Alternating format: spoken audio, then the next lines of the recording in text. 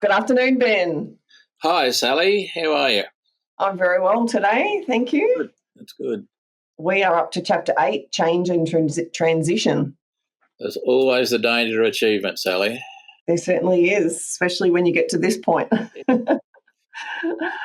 Your opening quote for the chapter is, "A noble purpose inspires sacrifice, stimulates innovation, and encourages perseverance." Gary Hamel. Yep, that's a great quote. It's a fantastic quote, and it really leans into, I guess, some of the topics that we'll be covering in today's conversation, which is the 3 stages of transition, Mm-hmm. our strategic innovation for Australia, and I think what it looks like for 2050, and business with purpose as well. They're some of those key topics that we're going to cover. But the first one, Ben, is the 3 stages of transition. Sure, Sally. I mean that's it's a really important issue that personally we have to grapple with, and especially though groups and organisations, and dare I say Australia has to grapple with it over the next 3 to 5 years. And the 3 stages are very, very simple, and they're not dissimilar to Elizabeth Kubler-Ross's work on death and grieving with death and dying.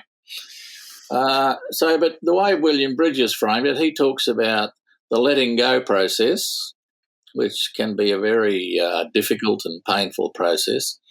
He calls it the next phase. He calls it the wilderness period, I think. And that's a period where there's a sense of being lost, a sense of not knowing that you can't go back, but not knowing where forward is. And then there's the new beginnings phase. So those 3 phases encompass it. And it's not as if they're, if you like, logical, rational phases. And anyone who's lived through a grieving experience knows that it's not rational. You can move backwards and forwards in the phases, as quickly as your imagination or your mind works. And it's a very, very complex kind of process in the end. And look, I'll just tell one story about it. And maybe I've told this before, but I worked with a group of middle-aged men who worked in a statutory system, and the regulations in their particular discipline and profession were changing quite profoundly, to the point where it was in the period of corporatisation. So they'd all been in the statutory system all their life, and now they were going to be commercialised. And it was very traumatic for them. And we went through this process and talking about it, and one of the guys was weeping. And it occurred to me that this was a bit different, and so we stopped and I addressed the issue and got him to talk about it.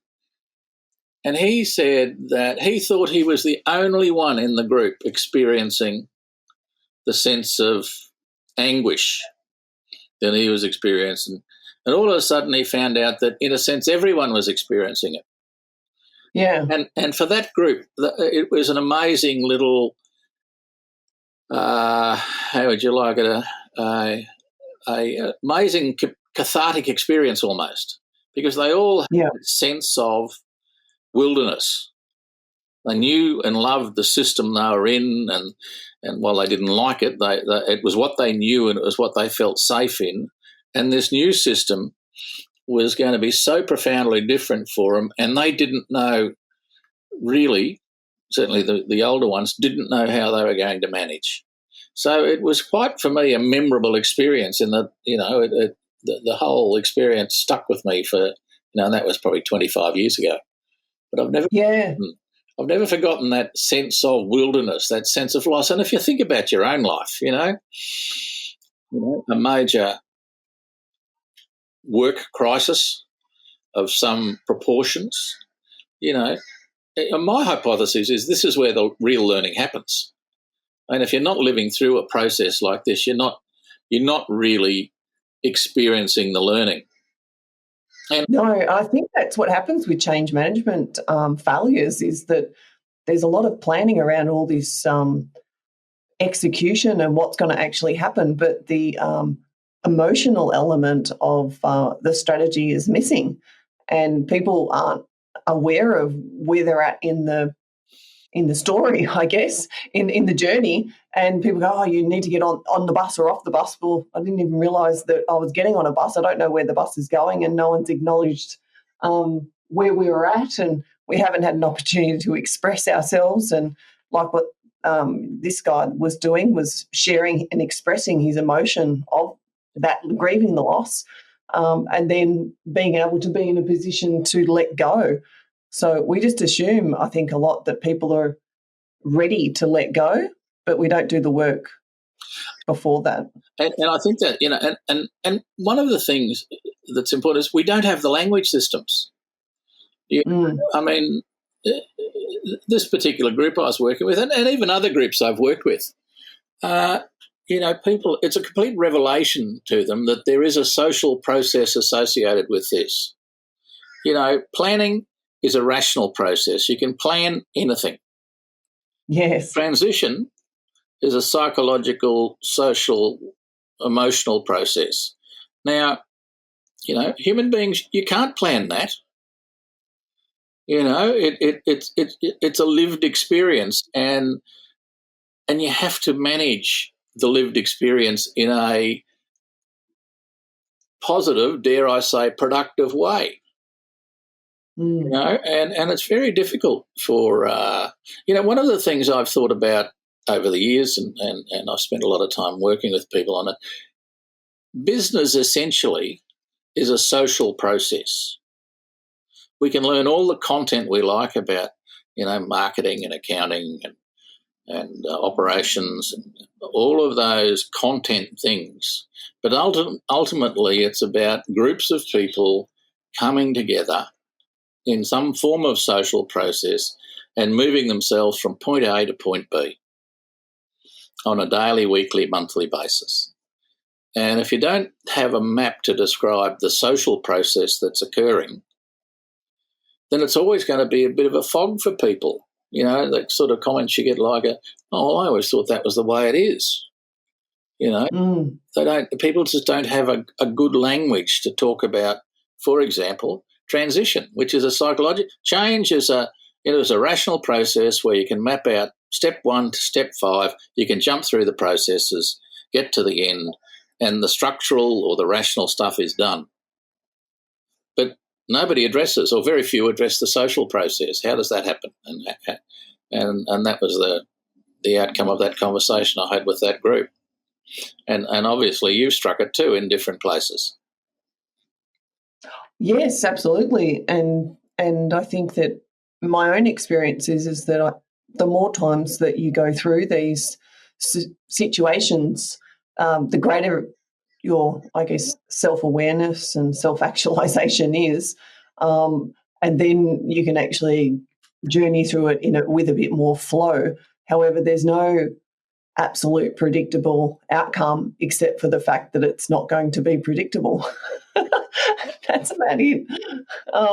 You can do all the best in the world. However, I think that's why there's this huge movement towards, agile and quicker learning loops, because there's a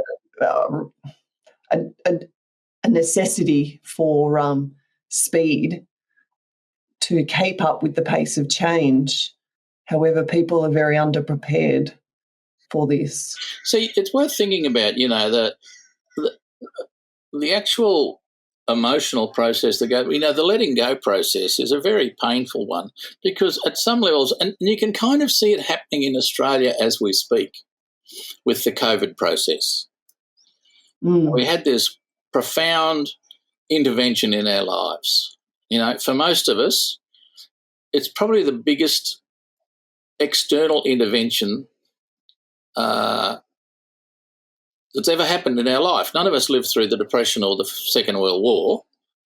And so the baby boomers, the post-1945 babies, which is pretty well everyone, have never lived through anything like this. And all of a sudden, overnight our world was different. Mm. And there were all of these, fear, anxiety, a whole range of people pretending it didn't happen. They don't need to wear face masks. They don't know. This will all just go away. So we had the whole, and we're still having some of that. You can see it. Some people are still at the phase where all this was just awful. We didn't need to do any of this stuff. We should have just let it all happen. The government shouldn't have closed anything down. There's a form of denial in a lot of that's terrifying. The extent to which the government closed down is always debatable, but there are some who just cannot deal with it. And then you go through this next phase of and you can hear this happening, the resentment in people, all our freedoms are taken away, the government's controlling us, all of that stuff, it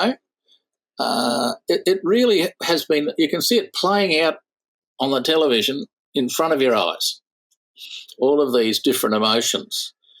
And there's all these. I think that surprised quite a lot of people too about, I guess, who is your neighbour, so to speak, Yep. and friends and family that show up with different viewpoints that were never discovered before through any other conversation. Yep. Even people that are anti-vaxxers or pro-vaxxers or whichever side of the fence you're on, Yep. or wherever you are. Even if you're not on the, if you're just on the fence and you're happy to listen to everyone's point of view because you've got a sort of learning mindset. I think that's been quite interesting as well. Yeah. Oh, I think it's been fascinating watching it. And then there's the new beginnings, there's a sense of excitement. And one of the things you can watch happening in Australia as we speak, and I mean, I wasn't thinking about this when I wrote the book, but there's almost in some spheres a denial that it's happened. Oh, well, we can now we'll go back to 4.5% or 4.1% GDP, and it's kind of like it didn't happen. Everything's going to go back to normal. Now, my hypothesis is that nothing will go back to normal. My suggestion is that this has been arguably the most profound social and economic shock that this country has had since the Second World War. And we don't know what the consequences of all that are, either at a social level. We don't know what the residual outcomes of COVID are. We certainly don't have any clues about the emotional over time outcomes. And I mean, even, the suggestion is there's we won't know for a while till we see the stats, but, the suicide rate's been higher. Health issues have accelerated in the period of COVID. And a lot of it's been bundled up under COVID. But, I mean, these might, the sickness of COVID, but there might be a whole range of other things that have evolved that we're not clear about yet, And then the whole issue of new beginnings, just going back to the way it was, I don't think is an acceptable option. I think we as a country have an opportunity to now to do something special, and the government's kind of, if you like, wandering around the edges of it. They've gone out with the modern manufacturing strategy, $1.5 billion. Albanese's running around in the background saying, well, when we come in, we'll spend $15 billion. And I think that's the wrong debate. The wrong debate is manufacturing something we want to do in the future? And if it is, both parties should come together and say, and this is what we're going to spend money on. This political one-upmanship will keep us in the neutral phase, while people are mucking around. But, there are seeds emerging about possible futures, and, they're to be encouraged. Yes, it's certainly given us people an opportunity to challenge the status quo, absolutely. Yep. And with any transition, you're going to get people that always want to revert back to the way things were. But I think in our last podcast, Ben, we were talking about that, and you pointed out that even if you think that how things were is better than the future of what it could look like, you can't actually control change from occurring. Mm. because if it's already once something's already changed, you can't unlearn it, or you can't change that situation. You need to either go with it and move with the times, or get left behind. Yeah. Look, I think, I think that it raises the whole issue of how we think about change and how we think about moving forward, and the struggle we have in our country, and I mean, I'd say it in a way that's quite provocative, but I mean, it's a complete absence of imagination and vision, and the whole issue of foresight. We've had Yeah. an opportunity here to grapple with where Australia is. We now know in a whole range of levels we're incredibly vulnerable at a lot of levels in our supply chain. And, whether it's fuel or whether it's chemicals or whether it's a whole range of different manufactured materials, we spent the last 30 years working out a way to outsource it to the universe. Now we've got to work out, not should we insource it all, but of those things that we've, in a sense, lost control of, what do we need to control so we can be a viable, self-sustainable country? And I think, there are some big questions there. Jennifer Westacott talks about businesses having higher purpose. Part of the reason that we're in this situation is called Australian businesses joined the global race to the bottom in terms of costs. So they outsourced everything. Now, that's left us as a country, as a nation, in a very vulnerable circumstance. We couldn't even make personal protective equipment in Australia.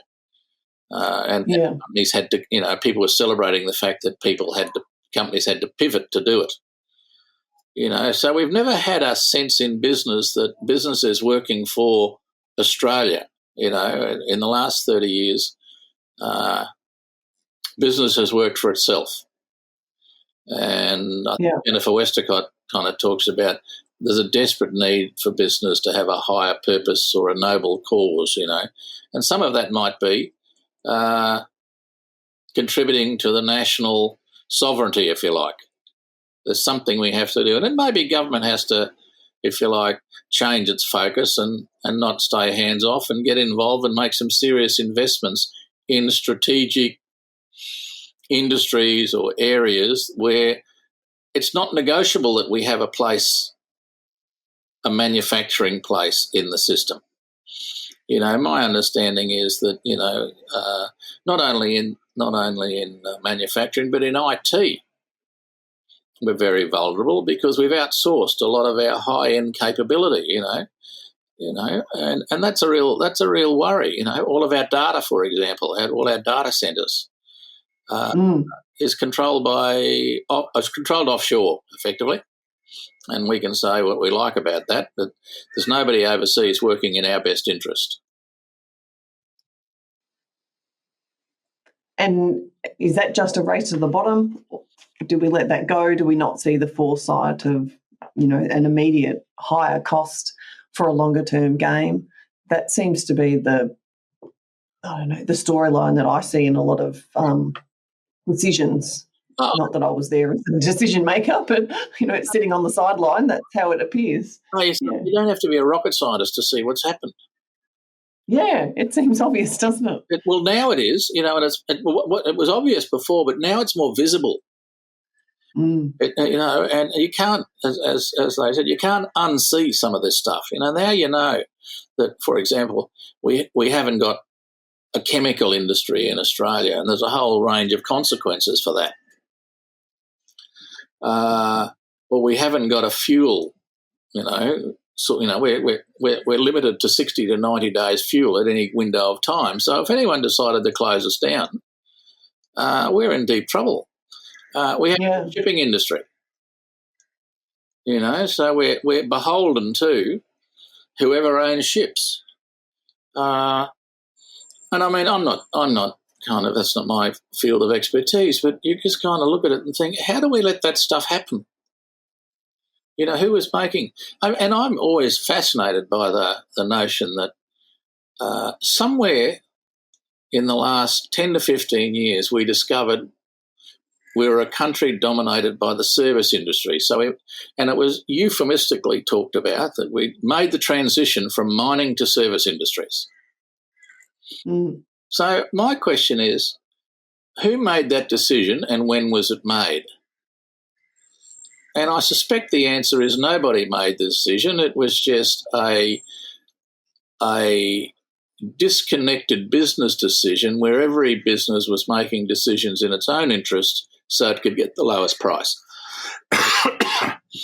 And in that breath, we outsourced a whole lot of competence. Yeah. So, it's really interesting. And the irony of that is the play on words of service too, because at service to whom? Exactly. And it seems to be external. And to an earlier conversation that you and I had been on Team Australia, Paul Kelly's article around Team Australia. Yeah. And, at the moment, we're sort of Team Global, I think. We're team player. I pitched that on LinkedIn that we're ultimate team players because we seem to be helping everybody else in all the other countries around the globe, which may well be great. However, how are we helping our own cause as well? Well, I think that's the question. In unison. I think that's a big question, and we've got to look at, in the context of all sorts of things, but we've got to look at the whole area of what are other countries doing? Yes, strategic innovation. Yeah. It's interesting when you look at, what's happened in Israel over 30 to 40 years, or even China or South Korea or Singapore. I mean, all of those countries, it appears from the outside, have had some sense of aspiration. They've kind of decided they're going to go in a certain direction, and they've done it. In 1990, we decided we were going to be a country that was globally competitive and we were going to benchmark against the rest of the world. So over 30 years, it doesn't matter what benchmark you look at now, we're underperforming. But nobody's talking about it. And I think that's part of the confrontation that we need to have. We have to deal with the fact that relatively, while we might be one of the richest countries of the world in terms of median income, there's a whole range of areas where we're not even in the game. And manufacturing. Well, for that wealth too, is that have we actually really capitalised as much on that, leveraged it in a way that's really for the long-term benefit, because that is one of the markers where we're actually doing well with our wealth. And also the other marker that I found out recently was the trade, our export versus imports, and our trade surplus, that we ranked 8th in 2019 was the last statistics that I could get. And out of the top 20 countries in the world, we're ranked 8th, which isn't too bad for our size. Well, that's an indicator that's a goodie. That works for us. Yeah, it's a positive indicator.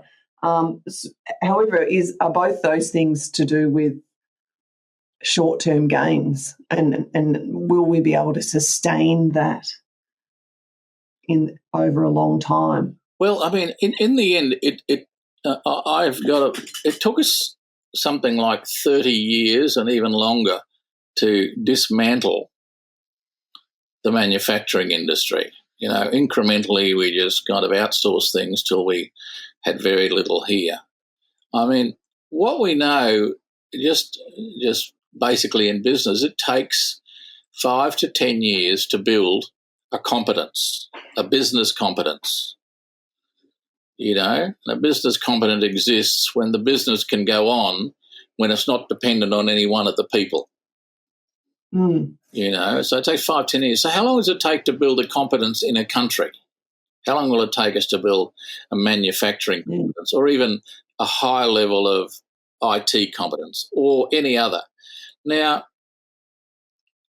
I'd argue somewhere between 20 and 40 years, probably at least 30 years. So all of this running around and huffing and puffing now with manufacturing is like a snowflake in hell if we're not committed to doing it for 30 years.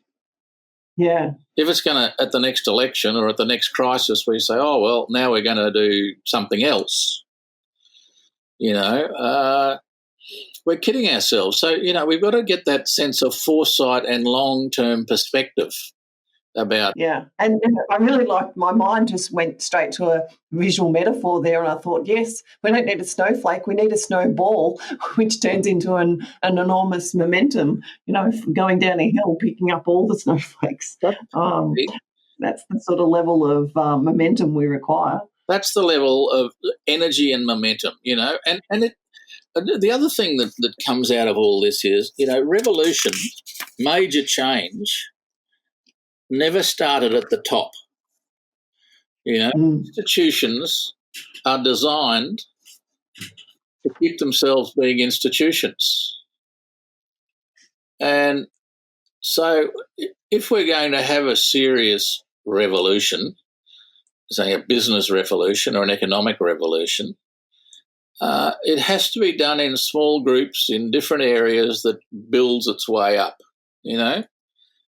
There's got to be a grassroots thing, and that's kind of happening in Australia now, which I'm both pleased about, and I can see some serious potential. So, over the last 10 years, we've seen a lot of work done at the grassroots level on the development of entrepreneurs, So we've got new language out there in and around incubators and landing platforms and a whole range of things, ecosystems, ecosystem development. Yeah. Now, that's, no one was talking about ecosystems 10 years ago. No one were talking about incubators 10 years ago, but, we've got that level. There's over 2,000 businesses out there now in various forms of technology systems, ag tech, fintech, med tech, ed tech, all of these, there's over 2,000 of them. But what's going to happen to them over 10, 15, 20 years? We have to start thinking about, well, what does our industry structure look like in 10 years?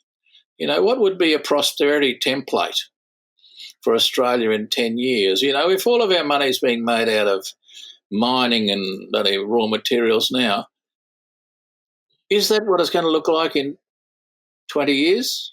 Or are we going to have a much bigger percentage of GDP from, for example, biotechnology or med tech, whole healthcare area? Is that going to be much bigger? But not so much the medcare, the medical services area, but the medical technology, advanced manufacturing areas. Are we going to be doing that? I think they're the... Well, that'd be great. That'd be awesome. That'd be fantastic. It would be, Melbourne's really leading the way at the moment there. Yep. Plenty of opportunity. Yeah, medtech and biotech, they're big areas. But, and there's over, I think, 50 or 60,000 people employed in those industries now. But if we trebled it, that'd be a great outcome, If we actually looked at our R&D and linked it to for-profit businesses created and then linked it to the length of time those businesses operated in Australia, then we'd start to be connecting our systems so that there was some, if you like, return on investment. Yeah. There's a whole range of things at a higher order in terms of a national purpose or a national framework. We need to be thinking about it. And Mariana Mazzucato has just produced a book called The Mission Economy. And she's talking about the role of government in all this and how the government needs to change from a reactive kind of problem-solving government, and that's something that Australia has become, to being a catalytic mechanism for industry to move forward. And I think that can only happen if we move out of our problem-solving focus and we move into, and I think there's a story in the chapter about the stonemason, but instead of being a nation of stonecutters, maybe we should think of ourselves as a nation of cathedral builders. And industries could be our cathedrals, and which industries are going to drive our prosperity over the next 50 years. So I think that's kind of that's the thinking that I've been engaging in, some of that since I wrote the book. So we need to think about that whole. For that to happen, we need to go through a series of changes and major transitions, and that's going to require a huge amount of work. Yes. And Ben, I think that's really tied into a bit of a final close here on the last chapter of your book, which is part 4, A New Australian Narrative for the Future. Yep. And we're going to chat about those in our next 2 podcasts for Chapter 9 and Chapter 10. Look forward. Thank you for your time today. I'll look forward to it. See you later. Bye. See ya. Cheers.